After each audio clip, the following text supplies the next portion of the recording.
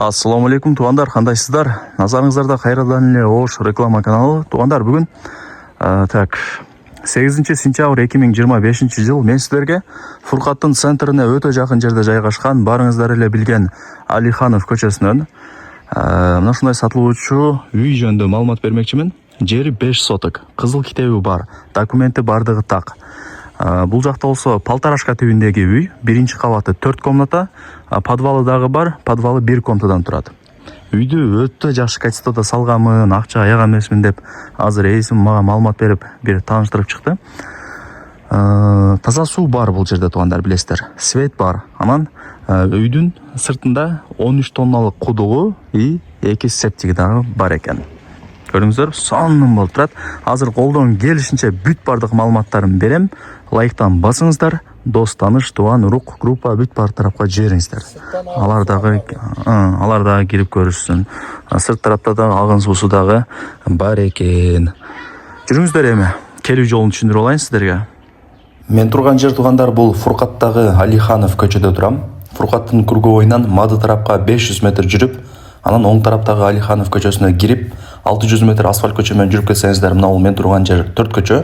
4 көчөдөн солго бурулсаңыздар эле, мына экинчи линиядагы ушул үй сатыкка чыгып атат. Чоң жолго ашып кетсе, 600 метр чыгат, и мына көчөлөр дагы асфальт болгон. Жери 5 соток туугандар. Кызыл китеби бар. Керек болсо тех паспорту дагы бар экен. 5 соток болгондо көчө тарабы 25 метр болот дагы, ичкериге 20 метр болот. Жери тегиз, квадратный 4/90 жер экен. Коммуникация боюнча айта турган болсок, Алиханов көчөнү барыңыздар билесиздер, таза суу бар и агын суу бар. Кичике арыктан дагы суу өтүп барат экен. Көчөлөр асфальт, свет бар, прожекторлор орнотулган. Кыскасы бардыгы жакшы. Үй нак акчага сатылат. Же болбосо вариант обмен жолдоруңуздар болгон болсо эсине чалып ал жагын сүйлөшүп көрөсүздөр. Обмен жолдору дагы бар экен, эсине айтасыздар. Анан туугандар, үй действительно өтө жакшы качествода салынган. Өкүнбөйсүздөр, мындай айтканда ала турган болсоңуздар. Бул үйдүн көчө тараптан көрүнүшү Полторашка деп койсом болот. Өйдө тарабы 5 комната, прихожка менен санузелди кошпогондочу. И ылдый тарапта подвалы дагы бар. Высотасы 2,20 чыгып калат экен. Анан подвал менен биринчи кабаттын ортосуна монолит куюлган деп эси мага информация берди. Мына сейсмопоиск колонна бүт бардыгы көрүнүп турат. Кошумча курулуштарына келе турган болсок, сыртта кудугу и 2 септиги дагы бар экен. Анан жанагы чоң трассага деле жакын, ашып кетсе 1 километр чыгат туугандар. 5 кошкон эл. Эч кам санабай ала берсеңиздер болот. Эми жүрүңүздөр. Мындай киребиз. Бул жер өзү воротанын местасы. Анан үйдүн 4 тарабын тең мына ушундай фундамент куюп, чек араларын тактап койгон. Ушул фундаментти дагы жакшы качествода куйганбыз дейт. Подушкасы мененчи. Забор менен эле 4 тарабын тосуп, воротаны орнотуп, үйдү көркүнө өзүңүздөр кийин чыгарып аласыздар, Кудай буйруса. Мына. Көрдүңүздөр, Бул жак болсо ошо кудугу. Мына жакта 2 септиги, бирөөсү санузелдики болот, бирөөсү Кудай буйруса кухняныкы болот туугандар. Эми жүрүңүздөр. Мына жак туалет, бирөөсү септик, бирөөсү туалет экен. Жүрүңүздөр, эми үйдү көргөзүп берейин, анан чыгып подвалдарын бүт бардыгын чекеден көргөзөм. Мына лестницасына баа бериңиздер туугандар. Секейин чыгып келе бересиздер. Ушул жерден дагы мына үйдүн алды бүт бардыгы көрүнүп турат. Мына туугандар. Көрдүңүздөрбү? Бардыгы сонун. Үйлөрдүн саны көп. Мына бул жак ошондо прихожка болот. Мына жак холл болот.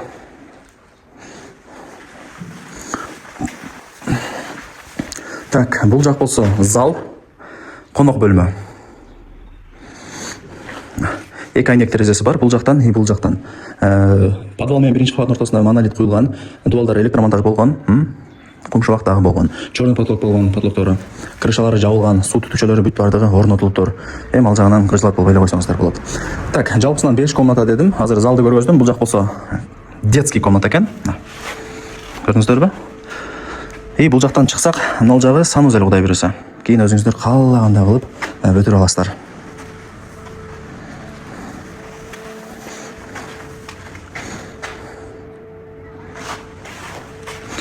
Бул жак ошо родительский спальня болду. Потолоктору дагы бийик. Высотасын канча 3,40 деди окшойт. Же 2,40 деди туугандар, кыскасы өтө бийик экен. 2,40 болсо керек. 3,40 көп эле бийик болуп кетет, мына туугандар.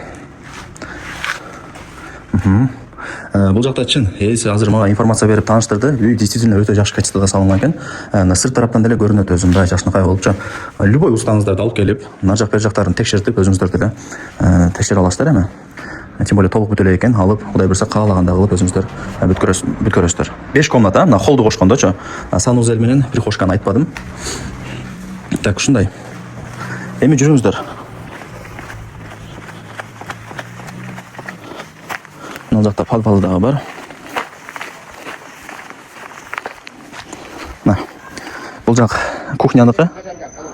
Колодец, мына септик, экинчиси дагы септик. Экөөнө тең 5-5 ушундай бир колодец тышталган дейт. Анан мына забор даяр уже, фундаменти даяр дегеним. Пескалок менен кийин өзүңүздөр тосуп аласыздар. Үйдүн артына 2 метрдей место калыптыр. Ошону ошону жашлап айткой деди. 2 метр место калтырылган кошунакысы депчи.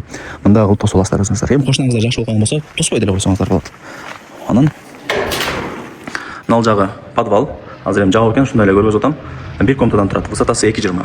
Монолит куюлган. Эми подвалды керек, салат, варенье, арабага дагы бир керектүү буюм тайымдарды коюп туруш керек да. Айтпасам деле билесиздер. Фуркатка жакын туугандар. Мектеп, садик, бардыгы Фуркатта бар. Маршруттук каттамдар бар. Шаарга 10 мүнөттө жөн эле кирип барасыздар. Негизинен жакшы өзү. Анан туугандарына үй менен бул жак забордун ортосу склад болот экен. Отункана, көмүркана бүт баарын ушул жака кылып койсоңуздар болот экен. Ошону айтып кой деди. Көрдүңүздөрбү? Кыскасы бүт бардыгы пландаштырылган. Мына жак болсо кудук. Анан мына жак очок, самор бүт бардыгы бери жакты карап салынат экен, план боюнчачы. Тандыр мына жака, көчө тарапты карап, түтүндөр ошол жака чыгып кетет. И мына жака узундан кудукту жабып, 2 комната времянка салып койсоңуздар болот. Кааласаңыздар бир комнатасын под бизнес катары продуктовый магазин ачып койсоңуздар болот туугандар. Эми карап көрөсүздөр.